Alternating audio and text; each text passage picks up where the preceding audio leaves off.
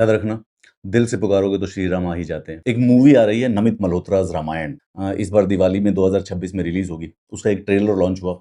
उसमें रणबीर कपूर श्री राम का रोल कर रहे हैं। तो यार मुझे वो ट्रेलर बड़ा डिसअपॉइंट किया। वैसे तो ये एक मूवी है, लेकिन ये मूवी ना एक कल्चरल अपॉर्चुनिटी की तरह यूज की जा सकती है to catapult Indian heritage and Indian culture on the world stage. इसको सब लोग देखें, वो बहुत ज्यादा बेहतर रहेगा। तो मैं बहुत एक्साइटेड था इस मूवी के लिए, लेकिन जब इस मूवी का जो ट्रेलर आया वो थोड़ा सा डिसअपॉइंटिंग है, क्योंकि एटलीस्ट नाउ उस ट्रेलर में सिर्फ और सिर्फ आर्टिफिशियल इंटेलिजेंस और थोड़े से बैड वीएफएक्स से उन्होंने कुछ सीन्स को कोलेट करके वो ट्रेलर बना दिया है। ओपनिंग में एक ये सीन आता है जिसमें श्री राम चल के जा रहे हैं, पीछे से बिहाइंड का सीन है।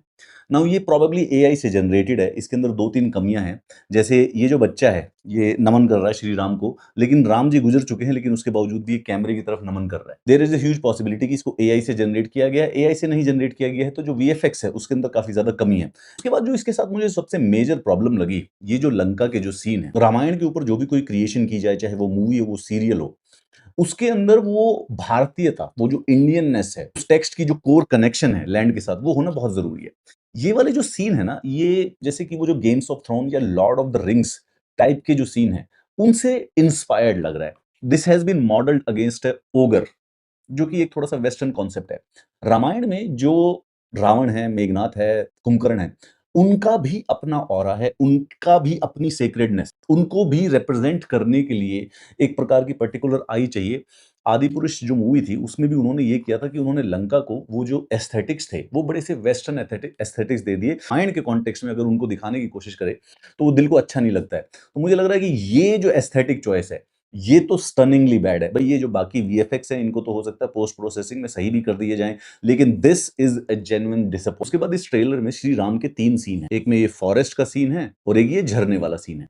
इन तीनों सीन के साथ समस्या ये है कि ये शायद लोकेशन पर शूट नहीं किए गए, ग्रीन स्क्रीन पर शूट किए गए। जो सीन जो होता है, जो सिर्फ और सिर्फ ग्रीन स्क्रीन पर शूट किया गया है, उसके अंदर कभी भी डेप्थ नहीं आती। तो जब डेप्थ नहीं आएगी, तो जब हम सिनेमा हॉल में बैठे होंगे, तो वो जो सीन है वो थोड़ा-सा प्लास्टिसिटी का वाला लगता है। उसके अंदर मूवी देखते वक़्त बहुत ज़्यादा ज़रूरी है कि जो मूवी की वर्ल्ड होती है, उसमें ऑडियंस के अंदर खींच लिया जाए। People should feel part of that world.